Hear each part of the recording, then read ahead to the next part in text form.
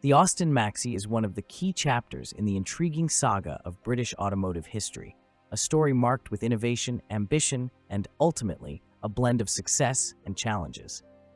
This family car, produced by British Leyland, was manufactured between 1969 and 1981. Serving as a testament to the visionary, albeit sometimes polarizing, ideas in the UK automotive industry, the Maxi was a car that embodied the era's push towards more practical, versatile vehicles. Designed by Alec Isagonis, the mastermind behind the iconic Mini and the Morris Minor, the Austin Maxi was the first British car to feature a 5-speed manual gearbox and a hatchback body style. This combination of advanced features was unheard of at its launch, setting the Maxi apart from its contemporaries. It was marketed with the slogan, "The car that can do everything," emphasizing its versatility and modern design, a stark contrast to the more traditional and segmented car models of the time. The Maxi's story begins in the mid-1960s, when British Motor Corporation, BMC, which later became part of British Leyland, decided to develop a new mid-sized family car. The goal was to create a vehicle that could offer more space and practicality than existing models, and one that could also capitalize on the rising demand for hatchbacks, a segment that was beginning to gain popularity in Europe.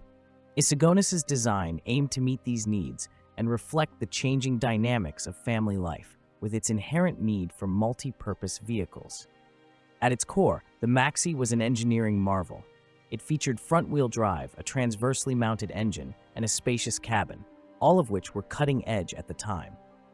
The hatchback design, a novel concept, was particularly significant as it provided a larger and more accessible boot space.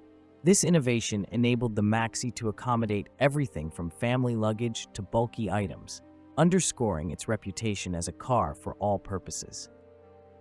One of the Maxi's most discussed features was its 5-speed gearbox.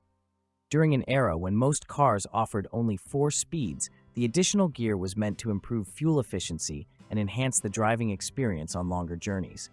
However, the gearbox became one of the Maxi's most controversial aspects.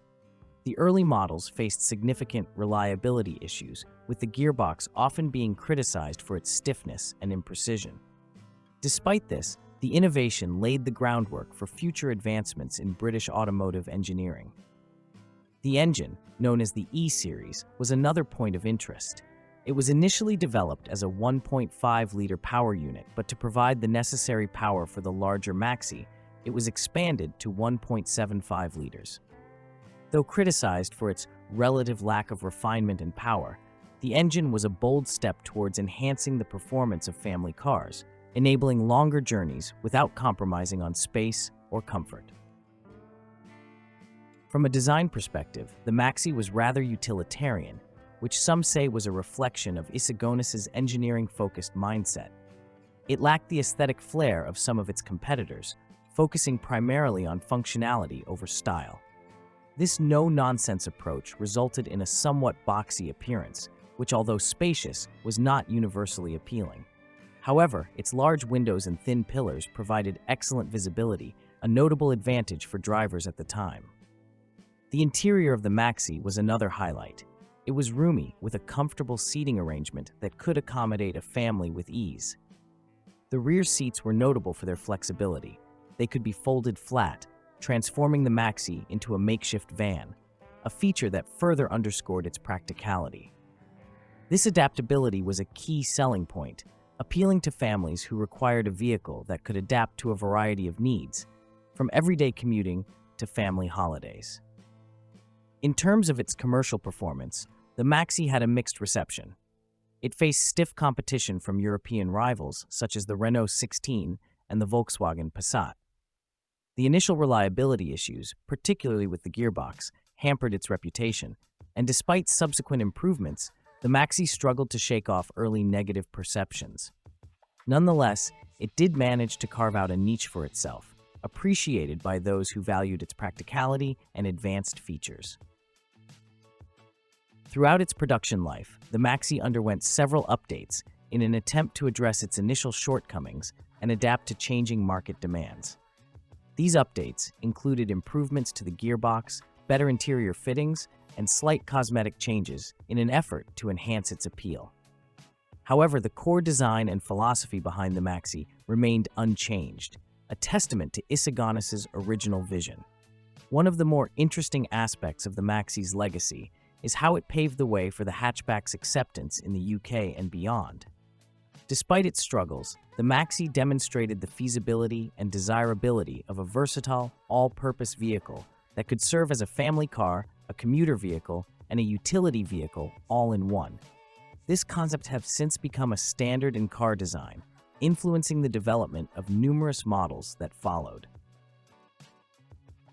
The Maxi's production came to an end in 1981 as British Leyland shifted its focus towards more modern and competitive models. However, its influence lingered on.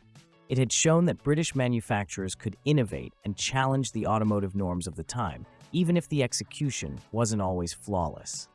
It also highlighted the complexities of merging engineering innovation with commercial viability, a balancing act that continues to challenge car manufacturers to this day.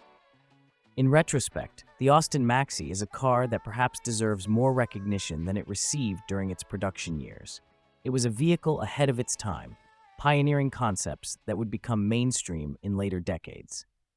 Although it may not have achieved the commercial success of some of its contemporaries, its impact on car design and its role in the evolution of the hatchback are undeniable. The Maxi stands as a symbol of a transformative period in the automotive industry, embodying both the potential and the pitfalls of innovation. Its story is a fascinating exploration of ambition, creativity, and the enduring quest for the perfect family car.